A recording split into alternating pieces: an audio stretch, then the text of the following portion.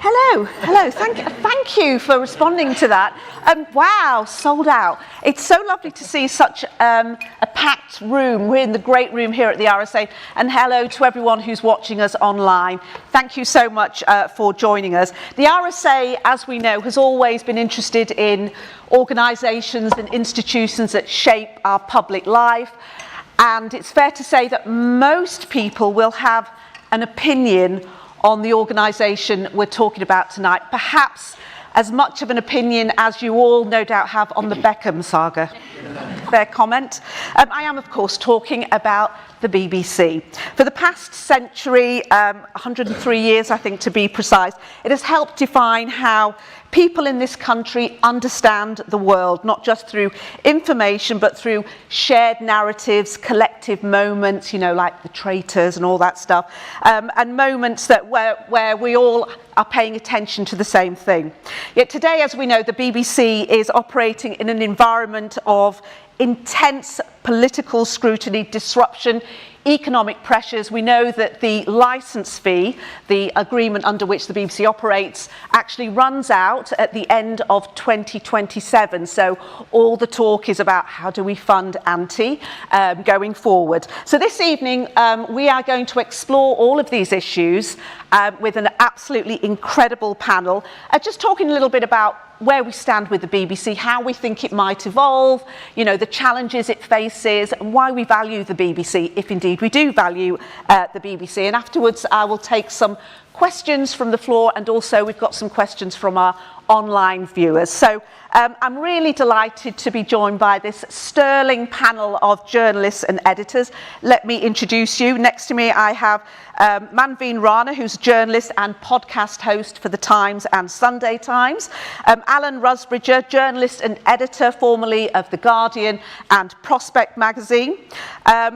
We have then Hardeep Matharu, who's editor-in-chief of the Byline Times, and Goodall, who is a journalist, broadcaster and co-host of The News Agents. Ladies and gentlemen, welcome to our panel.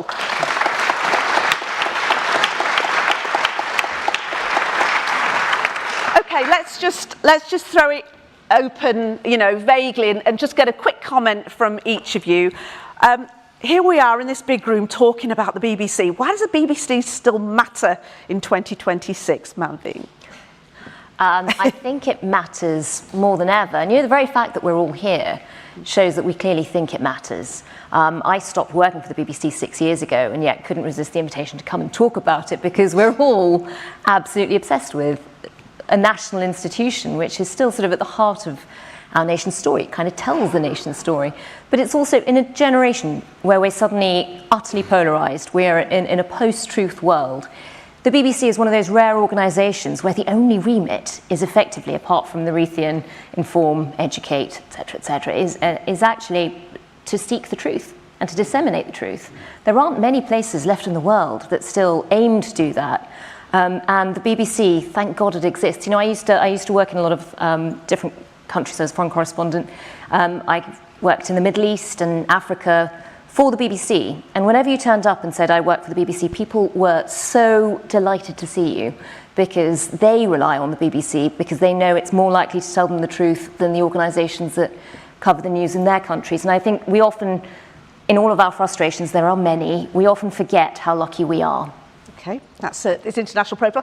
Has everybody here actually worked at the BBC at some point? Alan, you haven't. Hardeep, I know. Lewis? Yes. So, Alan, you are the odd one out here. You're not an ex-BBC person. I haven't worked. You haven't worked at the BBC. Okay.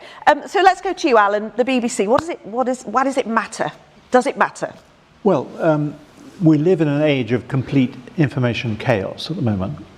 And more surveys show that people don't know who or what to believe. And by and large, despite everything, people still do trust the BBC way more than any Fleet Street newspapers. I mean, it's sort of in the 60s in trust. It used to be 70s, but it's still amazingly trusted. It's national, it's international, amazing foreign coverage.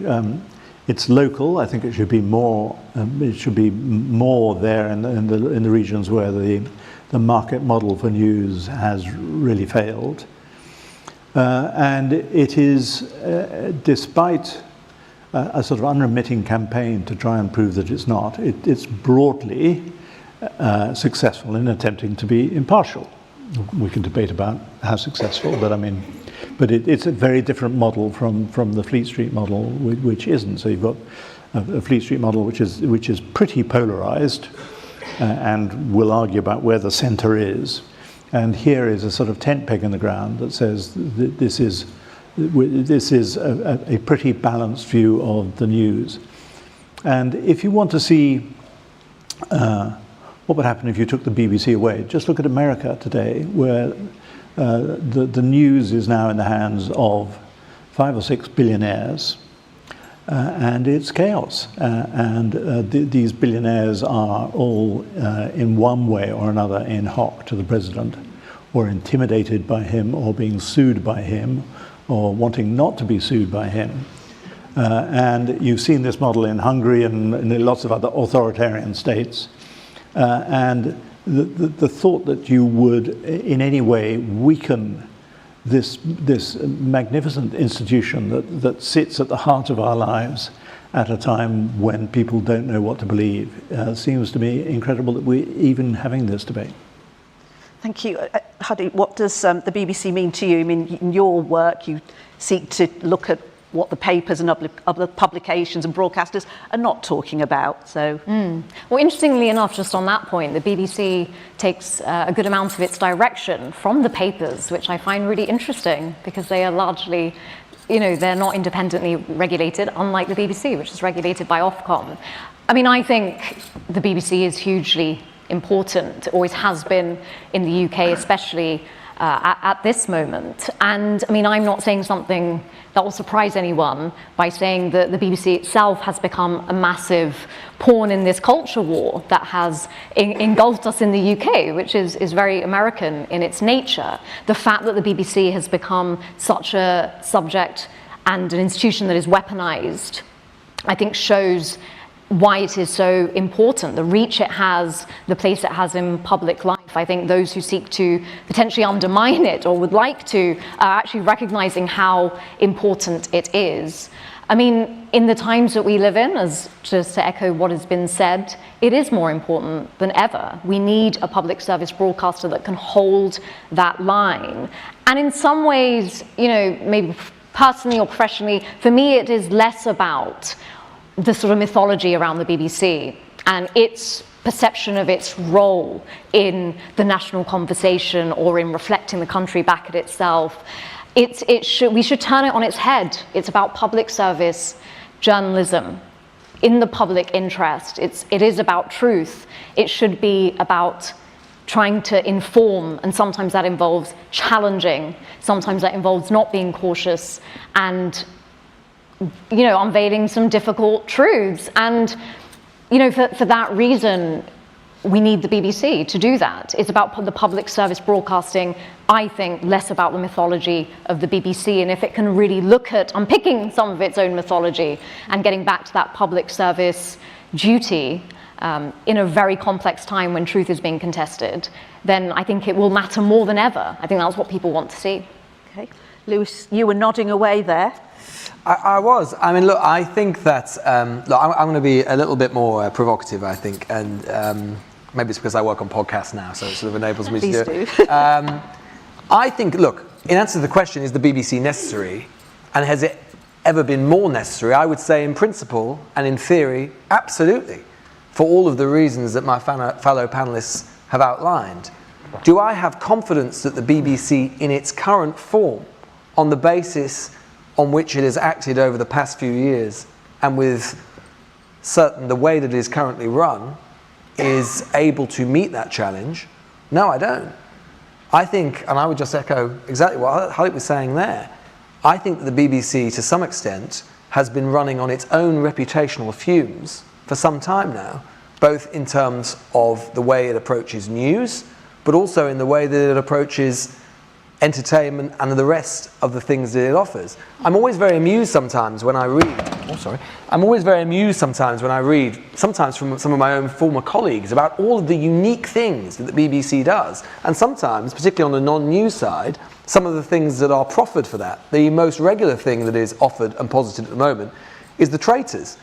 Well, that must be an unusual idea for all of the viewers in the United States and in Norway and in the Netherlands from which that program actually originated, because of course this is just a purely commercial production that has been purchased by the BBC and produced to great effect by the BBC in Studio Lambert, but which can be seen all over the world. Sometimes my former colleagues put across that only the BBC, they say, could produce the Eurovision Song Contest.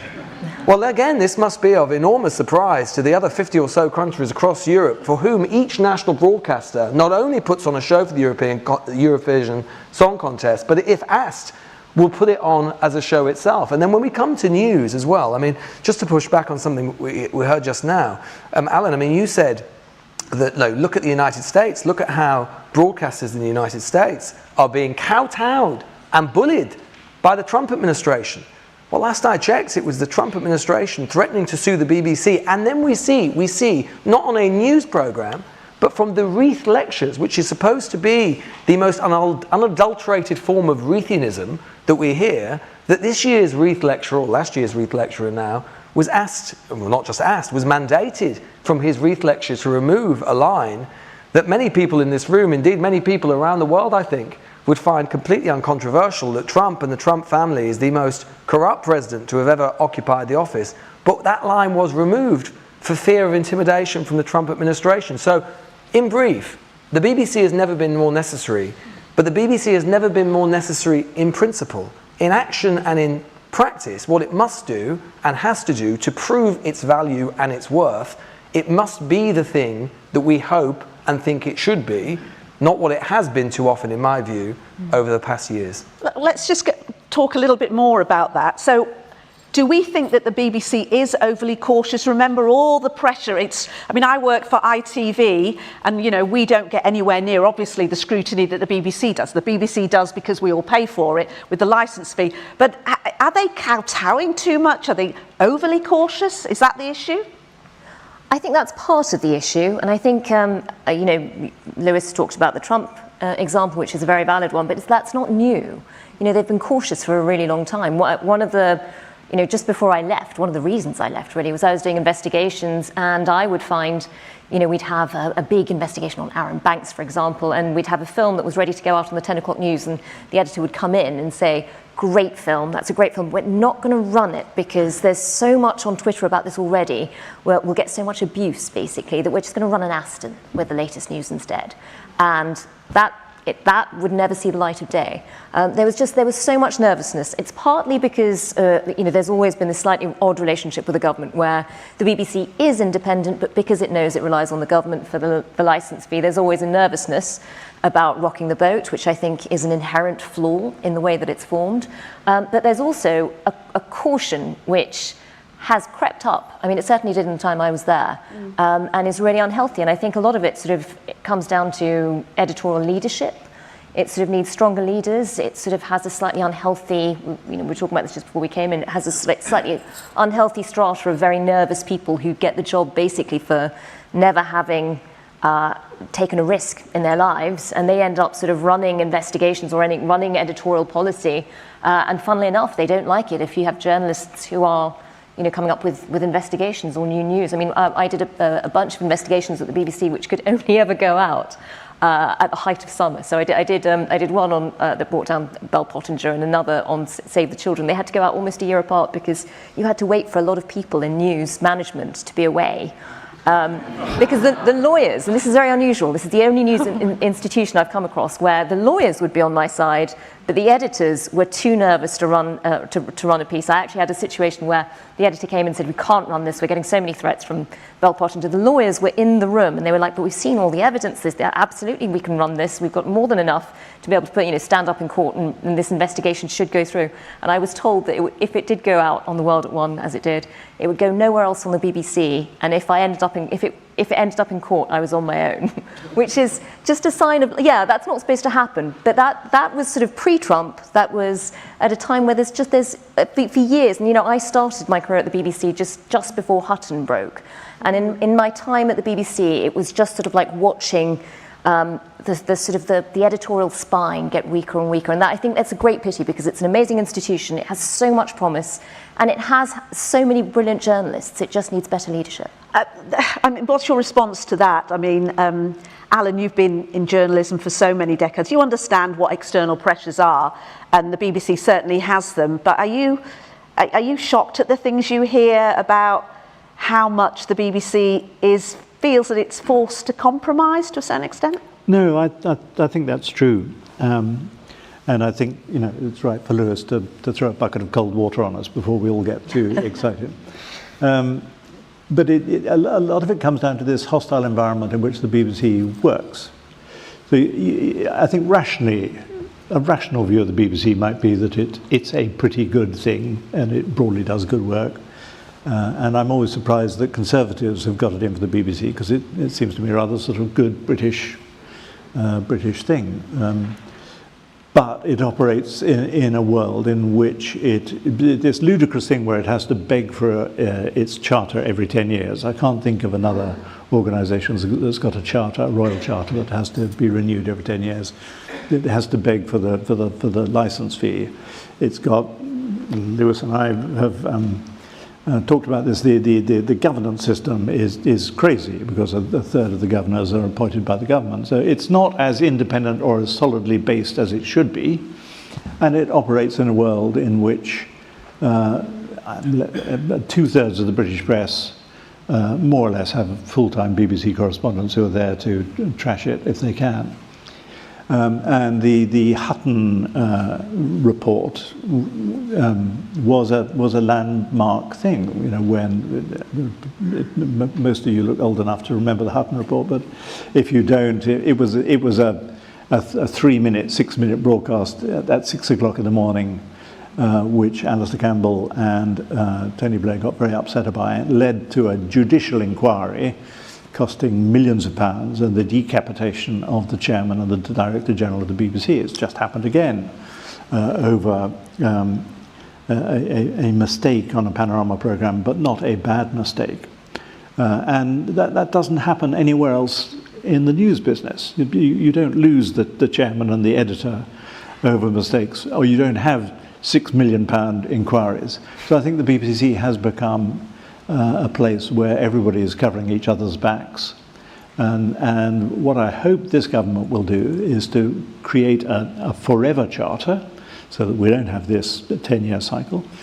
It creates an independent funding mechanism, so that we don't have the government arguing about funding, and creates independent governance, so that they haven't got their fingers into the board of directors.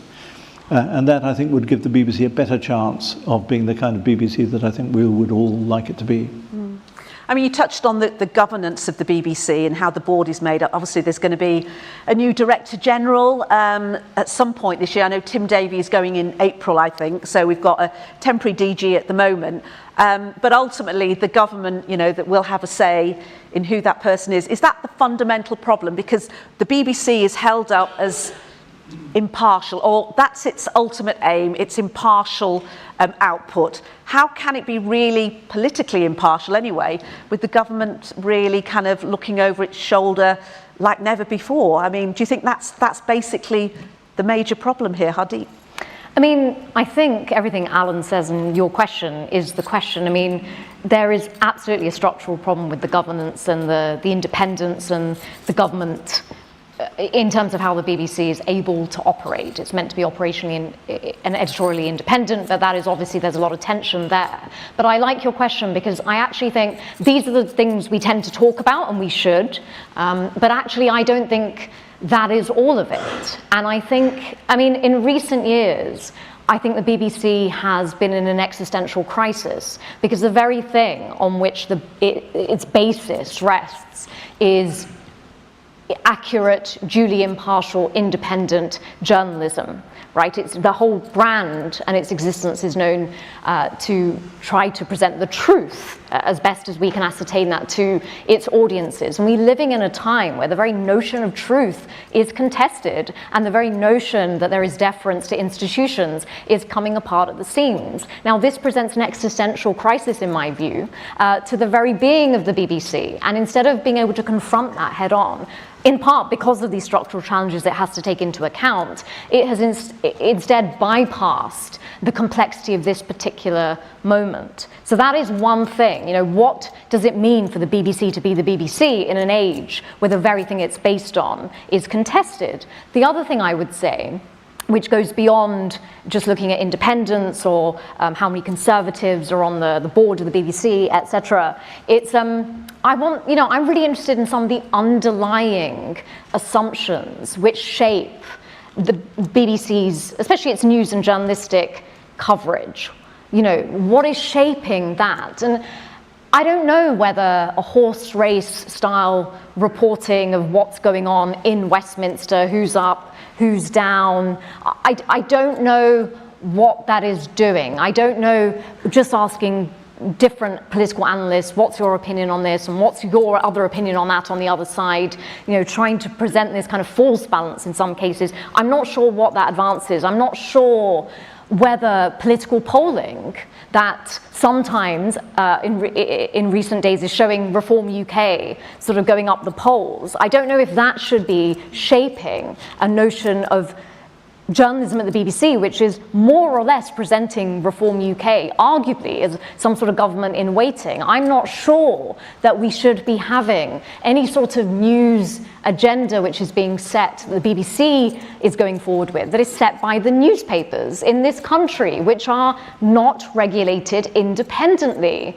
So it's, you know, so I'm really interested in not just how is the BBC governed and how can it be editorially independent, but what are some of the assumptions that are going into the very journalism that is being produced? Because I would argue that that is in large part why people feel so disconnected to it and feel that the whole picture is not coming across. Okay, Lewis, the journalism, you know, is flawed in many ways then, according to Hardeep. You know, it's... Can be. It can be. It can be. Yeah, I mean, look, I would agree with that to some extent. I mean, I think, look, I don't think what BBC, in defence of some of the BBC's political journalism, I think it is sometimes said, and although I completely agree, Hardeep, that, you know, a lot of political journalism, I said this as a political journalist myself, is quite facile. That is true. On the other hand, it's also true to say that there is a story that needs at any given time to be pursued. It would seem odd if the BBC was just completely off the beat of that story and then just saying all of the time, well, yes, the Westminster Press Pack is following this, but we're doing it. It's just not really how the day-to-day contours of it works, right? But it is true to say, what I think is absolutely true to say is this. I mean, I think, Hardeep, you used a phrase which I think is really important and doesn't come up enough. We talk about the BBC, it's supposed to be impartial. No, it's supposed to be duly impartial. And that duly word is the bit that is too often missed out. My view, what the BBC, and I had direct experience of this working there myself, allowed itself to become was bullied by the very concept, the liberating concept that is supposed to be at the heart of its journalism, which is due impartiality. Because what it allowed, particularly the Johnson government at that time, but other governments as well, to do, which was allow itself to be convinced that what mattered was not the outcome of due impartiality, which is basically, can we, in our journalism, be assured as we possibly can be that this piece is duly impartial, i.e. that it is accurate, that it's fair, that it's judicious, that it has the proper standards of journalism applied to it. We'll make mistakes, but that is our basic set of criteria when we're assessing any piece of journalism. And instead we're allowed to be convinced that what mattered was not the outcome, but was the perception of impartiality. I.e., if enough people said and expressed it on Twitter or on social media or wherever it happened to be, if enough people were unhappy about it, then therefore there must be a problem. I experienced this myself, working at the BBC at the time, and it wasn't even about our journalism. I wish it had been, although I doubt it would ever have been generated at the time. It was during the Partygate period. And I was sat there writing a script for Newsnight at the time, And I'd written this script that I'd already, to be honest, inserted lots of qualification in before I even submitted it to the editor, because I knew there was no point in saying what I really thought, should be said. And I got back and I had this conversation with the editor, and they said, we had this long conversation about it. In the end, I turned to them and said, look, I am not going to add any more subclauses into this, because we are getting to the point of complete incomprehension. I think that was the point. No one's going to be able to understand what I'm even saying. And this editor at that point turned to me and said, yes, but Lewis, what we've got to think about is if the Prime Minister, at that time Boris Johnson, were watching this, what could they say? Now, my point to that is said, I don't care what they could say. Right? That's not, of course, the Prime Minister, who is the subject of this piece, is presumably going to have somewhat partial views about what I should say. Right? The point should matter is what we are saying duly impartial according to the standards that we have set ourselves? And I think far too often during that period, the problem was that there was the management, what started to be prioritised was the management of the perception of impartiality. And we know this wasn't just my experience, this was actually posited by the outgoing Director General himself when he was asked about this, because he said the perception of impartiality matters. And yes, in the abstract it does, if it is true that in the round, if one bit of the audience is so convinced that the BBC has a problem about this or the other, of course that ought to be looked at. But with regards to any individual piece of journalism, or with regards to any individual piece of programming, that should never have been the criterion that was applied. And in my experience, it was too often, and is the root cause of a lot of the problems the BBC has experienced. I think also there was just quite often a fundamental misunderstanding of what impartiality was. Completely. I mean, the number of people at editor level who seem to think, if impartiality when it works is a bit like sort of making sure there's an even playing field. Before you go off to investigate your story, you know that you've thought about anything that might be biasing, might be a bias that might sort of in any way make this an unfair investigation. You've got to have made sure that all of that has been removed, and you're looking at this in the fairest possible way. But once you've actually gone out and discovered something, you've got to be able to report that, because otherwise what was the point of public money being spent on your investigation? Instead, they seem to believe in equality of outcome, where basically whatever you'd found, they would say, we found this, but on the other hand, yes. And they would put up somebody who had zero experience, who hadn't spent any of the time or effort to go and discover the things that we had, to say, that this was as valid an opinion, because there was just that nervousness. Just very briefly, and I think the problem with that is, that's a problem in and of itself for any piece of journalism, because it means that the BBC is letting its own standards down with regards to that. But cumulatively as well, it's a problem, because what it means is, I totally understood, by the way, I knew why that particular editor was saying that to me, because as far as they were concerned, right, it was like they want to get through the day and not wake up the next morning and have Downing Street on the phone and a whole internet, Twitter imbroglio furore.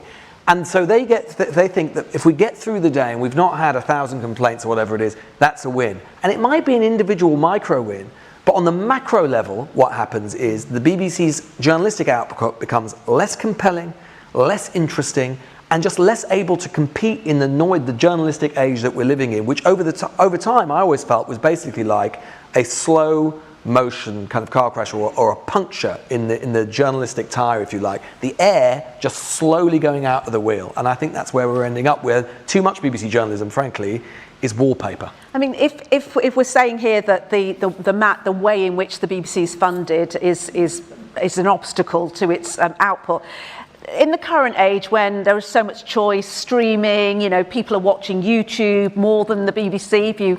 If you say their metrics are equal, which I don't think they are, but we have so much choice. We don't have to watch the BBC. People are not paying the licence fee in increasing numbers. Is there any justification for the licence fee anymore? Hardeep, can I have you commenting on that?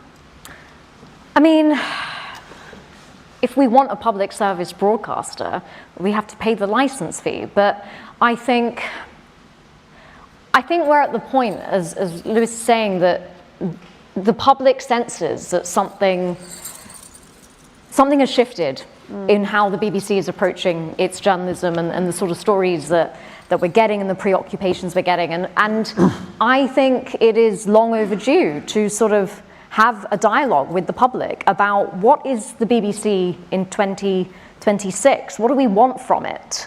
I had a very interesting conversation on a train by chance last year with a BBC journalist. It was very nice interaction, and they were talking a lot, as you say, about streaming services and how the BBC can't really compete, but is very aware that a lot of people are going onto those platforms for entertainment, I guess, rather than just to be informed about current developments. But that this was quite a big thing at the BBC. That how do we get into that market, and what are the dramas we can produce, and how can we keep this idea of the BBC being this pinnacle of the national conversation? I turned to them, and we were talking about how money had been taken out of news and investigations and being put into drama, entertainment. And I turned to them and said, but the BBC is known across the world for its journalism. I've not really ever met anybody who references its entertainment, you know. And so what is the BBC for? What does the public want it to be? And I mean, the license fee is only justified if you start that honest conversation. But I think even the premise of that conversation has to be a BBC that understands that it's at a crossroads. And I'm not sure that there is the level of institutional inquiry going on that would even allow that process to start. I think at the moment we have this kind of reactive approach, which has been going on for some years, where due impartiality has become this loaded, weaponized issue.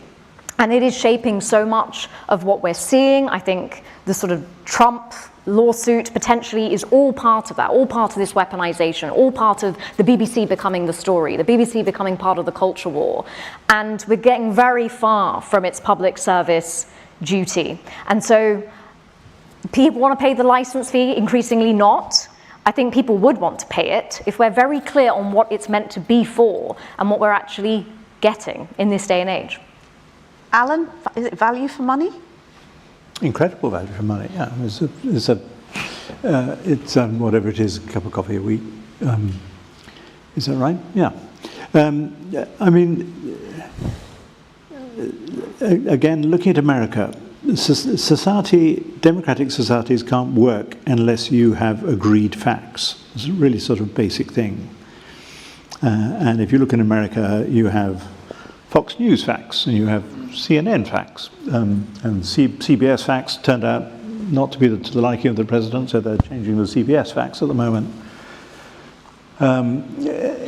Look at Fleet Street's coverage of Brexit and climate change. Where you would think that if you were a journalist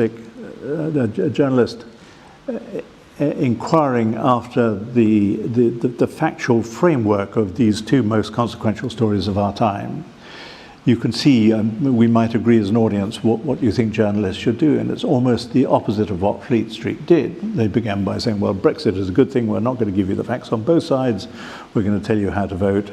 And quite a lot of Fleet Street is still in denial about the facts of climate change. Now, elites are quite well served in this country, in America, by the very best papers.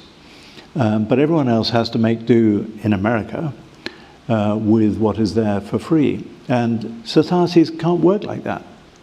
And having a universal access, you don't have to watch the BBC, but having access to it, and about 90% of us in the course of a week do use the BBC in some way, ensures that factual basis is there.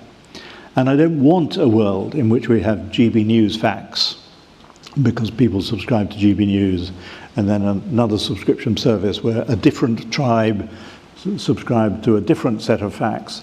It's a recipe for societal catastrophe, I think. I mean, the BBC has been in the papers, and everybody here knows all the scandals and things that have happened in recent years. They come one after another. Are you saying that, in a sense, that there is far too much attention given to those things, I'm not saying that the Hugh Edwards case wasn't incredibly serious, but it is shaping the narrative of how we feel about the BBC too much. What do you all feel about that? Hugh Edwards, if I can, Hugh Edwards is a dreadful story. Yeah. It's no worse than what has gone on inside News International. The Murdoch, the biggest private news company in this country. Can you imagine who spent £1 billion with several employees going to jail, the chief executive standing trial at the Old Bailey? I mean, Hugh Edwards, terrible, and yet sometimes the accusers who say this is why the BBC should be dismantled, apparently don't look in the mirror. Sorry. No, I was just going to say, look, I think that the funding model for the BBC is clearly, I mean, in answer to the question, is it value for money? Yeah, it is great value for money. It compares very well with any commercial subscription. It is clearly, I mean, I thought it was very interesting what you said, Hardeep, about you don't meet anybody who values these days BBC for its entertainment. So, yeah, I think increasingly that is true, but it would once not have been true at all. Historically speaking, when most people would have thought about the BBC, they would have thought, yes, of course, of the news, but they would think about the entertainment offer that it has, and I'm sure lots of people still do. Although, as I say, we've all focused, because of our background, inevitably, on the journalistic element, the media element, but for a lot of people out there, not on this panel, probably not in this room, the main way in which they interact with the BBC, even though they will absorb news, the main sort of consumption that they will do is through its entertainment things on BBC One and iPlayer. And we know, particularly generationally speaking, that is in just a profound secular decline, right? And that just poses, in a world where the BBC makes far less of its own entertainment content, when, much like other commercial buyers, they buy in from independent companies, and they're actually, when their main competitors now are no longer Channel 4, ITV or whatever, there is the Netflixes of the world, the Amazons of this world, that is a systemic problem, because it is clearly they are not, even the BBC, even the mighty BBC, is not in a position commercially to compete in that way. And therefore, you've got to think, I think, quite creatively about the model that you're offering. You've got to think, obviously puts an onus on news and current affairs to be even better and to be that kind of common platform as it is. But you can also see just the political problems that are going to come if the government do seriously try and reinvent the funding model as it probably needs to be reinvented, because we know fewer and fewer people are paying it. The obvious answer, as per some other national broadcasters across Europe, is perhaps to move to a kind of internet type tax, or internet license fee, or whatever it happens to be. But you can just imagine, because we all know deep down who's going to support that and who's going to oppose it. Who's going to support it? Well, presumably it'll be a Labour government idea, so Labour will support it. Lib Dems will support it. Other left-wing parties will support it. And who's going to oppose it? Reform Party will oppose it. Conservative Party will probably oppose it, which will thus make the polarisation about the BBC even worse, and will feed the idea that its output, which I don't think is correct, in fact I think it's quite the opposite in a lot of cases, that the news output is biased in one direction as opposed to the other. And that is, I don't know what the answer to that is, but you can see that is going to be the political problem which is coming down the track, assuming the Labour government is serious, and Lisa Nandy is serious about reinventing the funding model. We're going to take some questions in a moment, but just so a simple question alongside the news, what would you say the BBC does offer that you can't get anywhere else in the commercial sector? Is there anything left that it does? I mean, radio? I mean, well, so actually, just going back to funding for a second, I feel like it does need something like a licence fee, because a lot of the things it does are so important. What it does is great news. What it does is those great national moments that you don't get anywhere else. You're not going to get those on Netflix. You're not going to sort of watch a royal wedding on Netflix. You're not going to watch the Queen's funeral on Netflix. You're not going to watch election coverage on Netflix. It brings the nation together for those great moments, and it does it brilliantly. I love the BBC, and I love what it could be. I don't pay the licence fee. I consume the BBC every day, and I don't pay the licence fee because I don't own a telly. I don't watch TV. I listen to the radio all the time. I read their news online. The TV licence model, I feel like, is just a bit defunct. There's got to be a better way of funding this. And I sort of go back to where I started, which is this is one of the only organisations that genuinely wants to pursue the truth. You sort of want people to pay a public tax that supports that, because we've talked a lot about political division, polarisation, post-truth society. We see it all the time with Donald Trump. What we haven't talked about so much is tech. we are now moving into what in the business they call a zero-click world. That means when you look for something on Google, you no longer go through 100 different links that show you different, like this is what the Times says about it, this is what the BBC has said about it. You just get a chat bot at the top that is basically summarizing it for you. And quite often, they hallucinate. They invent stuff. There's an incredibly powerful short film I saw recently. I was talking to this archivist about it. They have an archive where they suddenly started seeing people talking about these Windrush photos, and they were like, we know every Windrush photo. I've never seen these people before. Where has it come from? AI invented them. They were then adopted. People thought they were real. They were being talked about in circles. They were being sort of circulated. They're going to turn up in a book one day, and the history of Windrush will have been, that part of it will have been invented by AI. And what the BBC does is effectively preserves our history. We used to very pompously sort of say what we're doing when we're telling the news is the first version of history.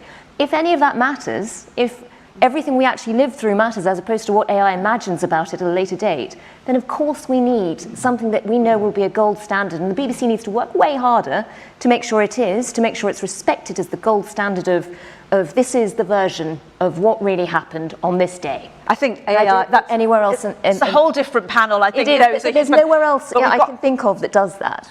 We all endeavour. So let's take some questions. We've got very, very little time here. Should we take a question from this gentleman at the front? Thank you. My question is simply, if you look at where the share of wallet is, where people spend their money, right now the fight is on entertainment, so Netflix, Amazon, and so on and so forth, TV shows, movies, or sport, and the fragmentation. If you want to watch tennis, you've got to go pay them. You want to watch cricket, you've got to pay them, etc. Who's paying for news? So my question is, what is a funding model for a news channel that is actually viable when people are showing less and less willingness to actually spend money from their pocket for news? Okay. So I think we've talked, let's take another question with that one in conjunction. The chap there over there. How to fund the BBC, how to fund the news, how to fund impartiality, that's a really big one. Let's take... Thanks. So it seems to me that there's a lack of confidence and conviction from people who are in leadership positions to stand up for what the BBC's founding principles are.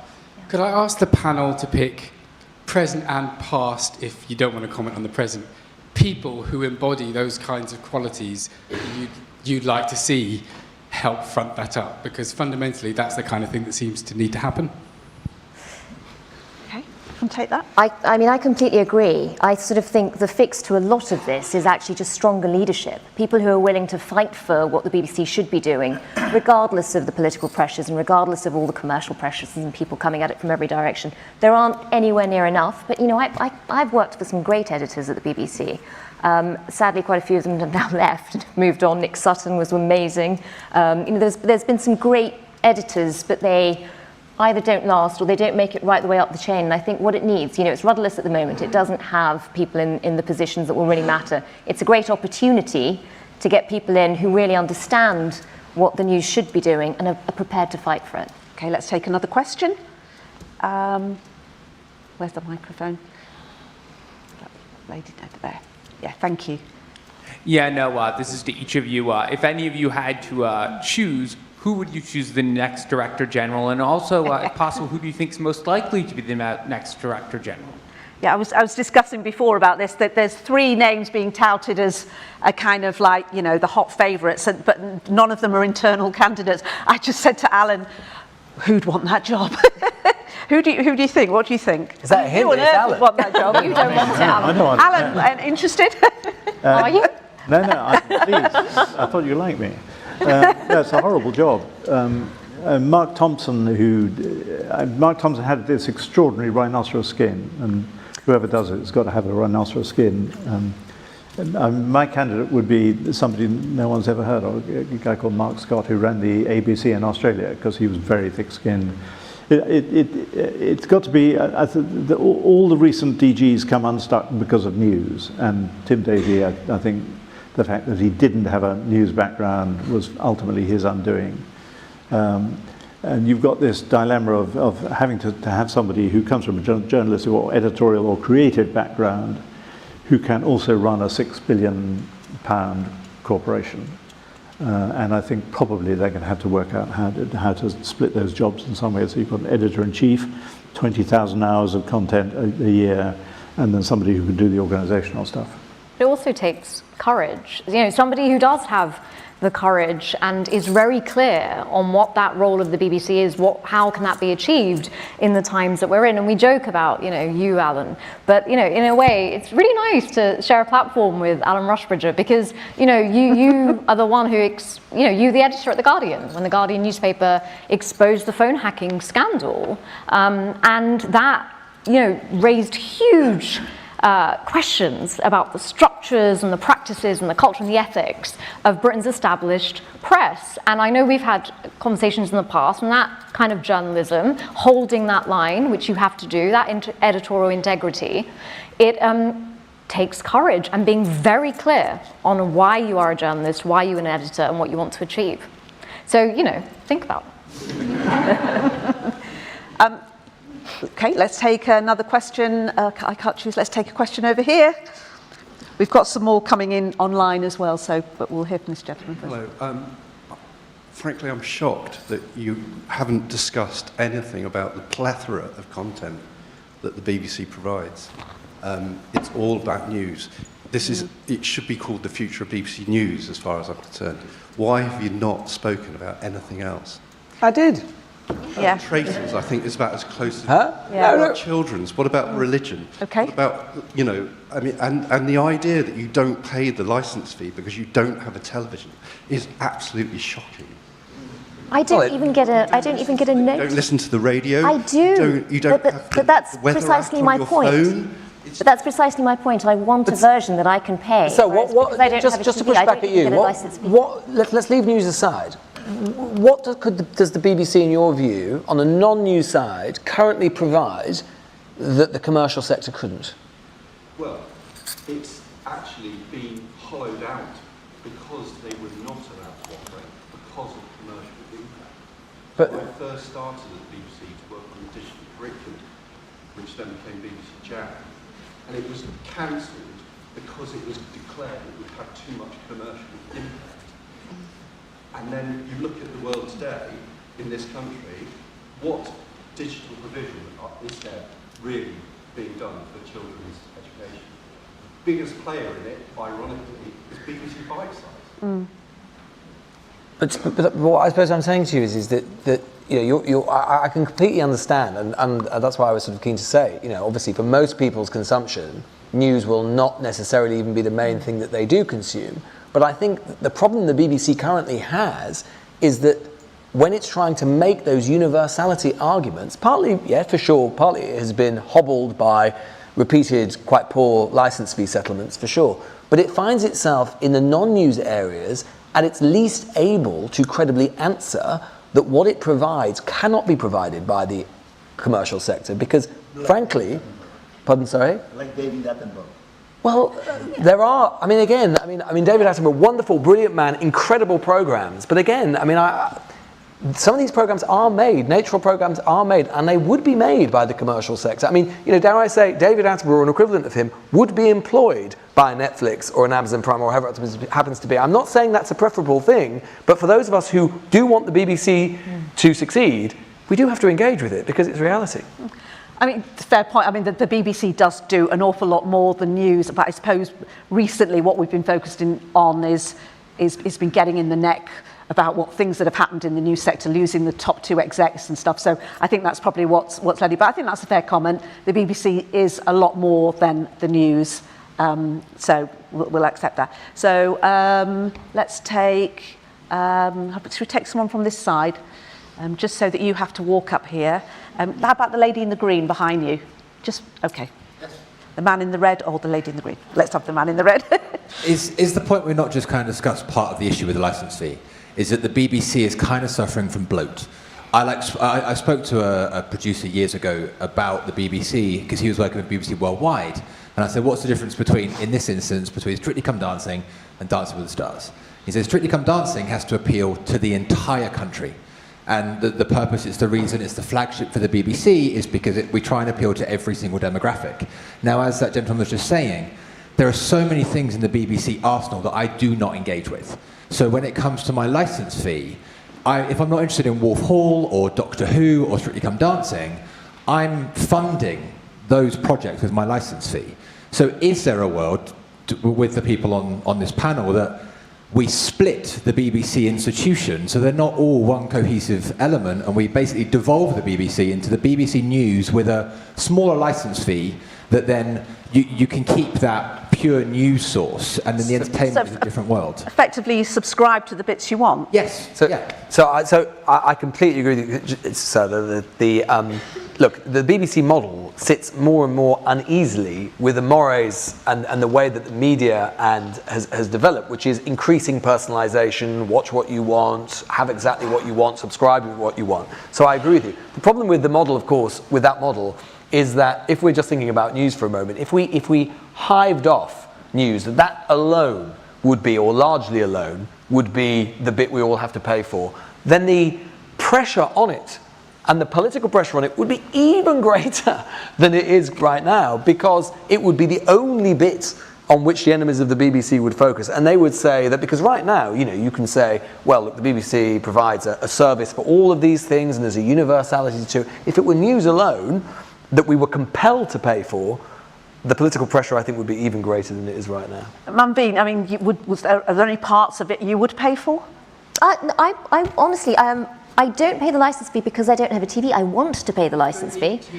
I don't even get the notice asking me. So like it's quite hard for me to know where. If there was a tax saying pay for the truth, I would do it. I don't. I mean, anyway, that's why I think it needs to change. I think it's silly to have it attached to owning a TV, because I think there's so much more you pay for with the BBC, and I don't think people appreciate that because they feel resentful because they watch more Netflix. And I think that's what I was saying. I think we need to correct the model. I think we need to correct the way it's, we ask for people to pay for it, but of course we should pay for it. I would happily pay for the whole bundle. And I don't watch a lot of it. I don't watch TV at all, but I would still pay for the whole bundle, knowing what it provides and knowing what it provides for the nation, and for the big moments when you want people to come together. Just going to take a quick question from online. And should the BBC refuse to give airtime to opinions on issues that it knows to be factually incorrect? I guess the question is referring to things like climate change deniers, that sort of thing. Hardeep? Yes. I mean, I don't know what else we can say. Okay. Yes, it does, because it's not true. And the fact that we're asking this question, it's a good question, but the premise that the BBC is increasingly getting into a rigmarole around these sorts of issues is a big part of the problem. I suppose the complexity with these things comes, doesn't it, is when people want... I mean, climate change is, I think, a really good example of how the answer is both simple and complicated, which is, of course, the BBC should not be putting on air, on BBC News, climate change deniers and people who say, basically, the Earth is flat. Absolutely correct. Of course, that doesn't mean that there aren't people who think, and this is a point of view which does exist politically and is represented around the world. Yes, climate change, man-made climate change may be real, but we ought not to do very much about it because the economic cost is too great. Or they might say that, well, this is as soon as we can accept the science, but the actual political outcomes, what we should do about it, is deeply politically contested. Yeah. And so it is complicated. Because that should be debated. And that should be debated, of course. Absolutely, and the BBC should be facilitating that. But, factually inaccurate, incorrect information can't be the basis of such a discussion. Shall we take the question from the lady in the green? Thank you. I was just going to pick up on the point of the BBC being much more than news. I make documentaries and have made many documentaries for the BBC over the years. And I think one element of public service broadcasting is that it's not just about entertainment. You have a remit. For instance, I've recently made a documentary for the religion department, and that has to exist. It has to also try and get people watching. So you innovate. And I think the BBC and public service broadcasting in this country has innovated in so many ways, and we would be a much poorer place without it.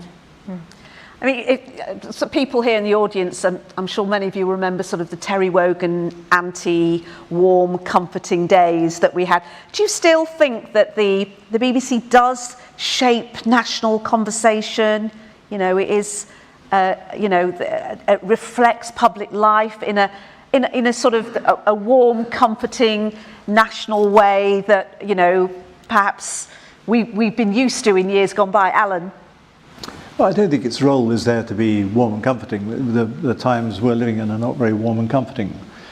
But there's a big presence in Scotland, there's a big presence in all the nations of the UK.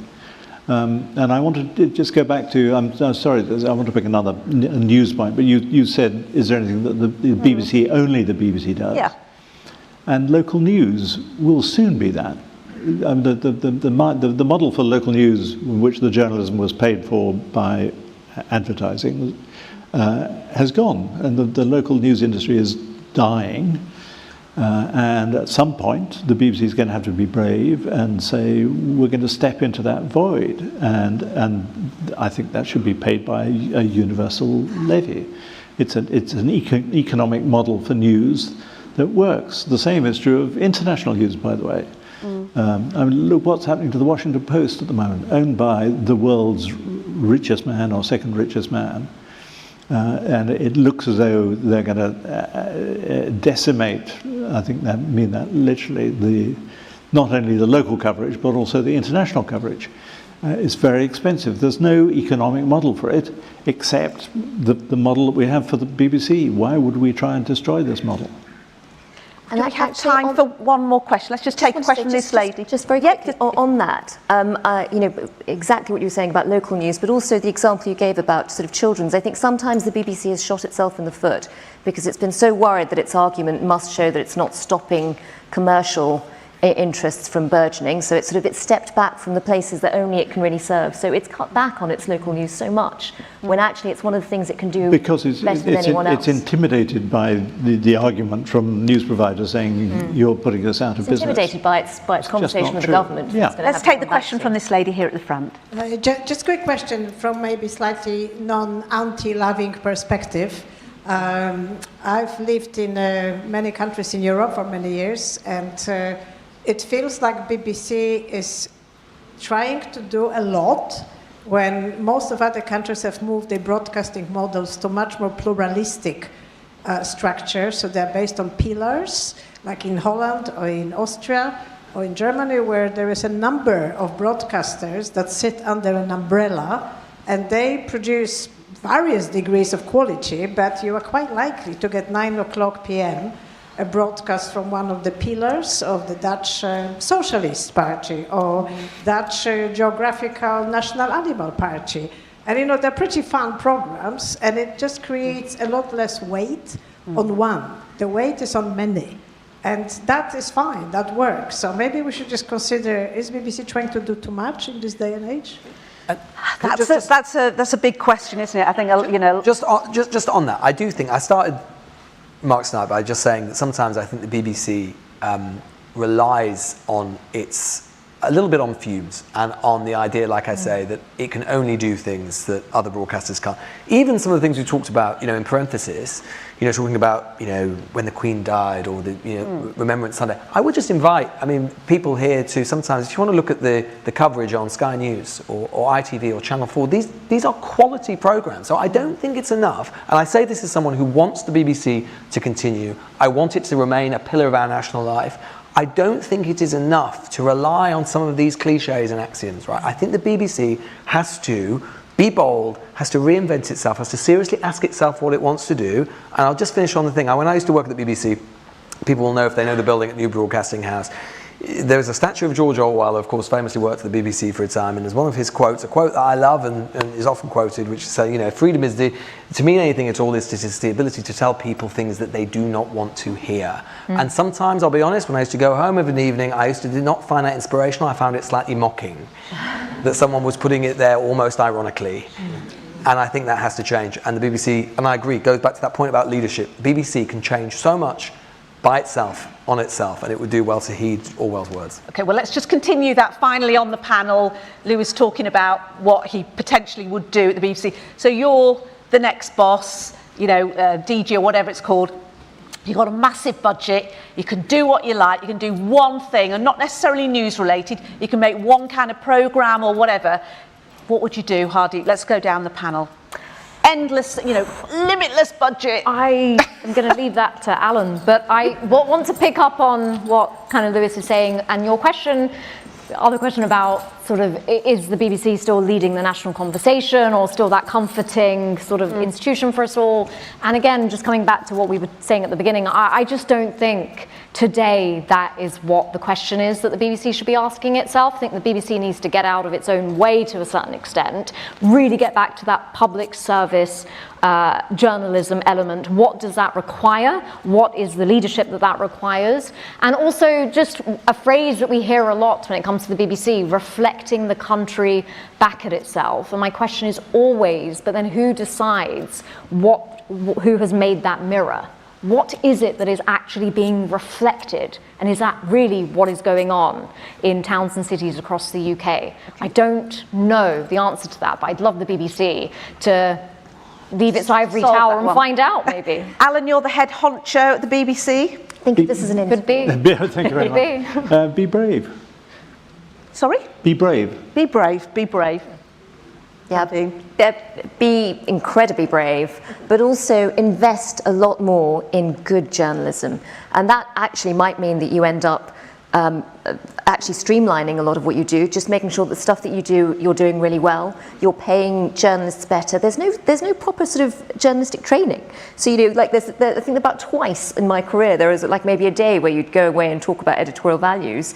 But most of the time, people are learning on the job, and as a result, you end up with very sort of varied skill sets across different editors, which is kind of mad. There were a lot of online courses, I remember. A lot of online courses, but, you know, sort of actual proper, you know, if you, we had a couple of editors along the way who would be so inspiring. I left the BBC. I left the BBC 16 years ago. So admittedly, I may be out of date. But a lot of what you've said about Ed, I was also an editor, and I also was involved with doing a lot of journalism training. So I don't agree with a number of the sort of characterizations that are made. But anyway. I think I would have a more formalised version, because quite often you can end up as a producer on a national show with very little experience. But and you might, if you're lucky, get a day off to go and do a bit of journalism training, but it doesn't happen. It's amazing how many people there are in this room that used to work for the BBC. I used to work for the BBC, you know, 25 years ago, and I'm still here. Look, we could talk about this for absolutely ages, and you're right, the BBC's massive, and there's so much more we could have gone into, but we've got limited time. Thank you to everyone that's joined us online. Thank you so much to our wonderful audience. Thank you for all of your questions. Please do visit the RSA website to explore upcoming events and projects and to learn more about the RSA's global fellowship community. You can also subscribe to RSA events newsletters to hear first about future discussions like this. Ladies and gentlemen, please give a very big round of applause to our fantastic panel.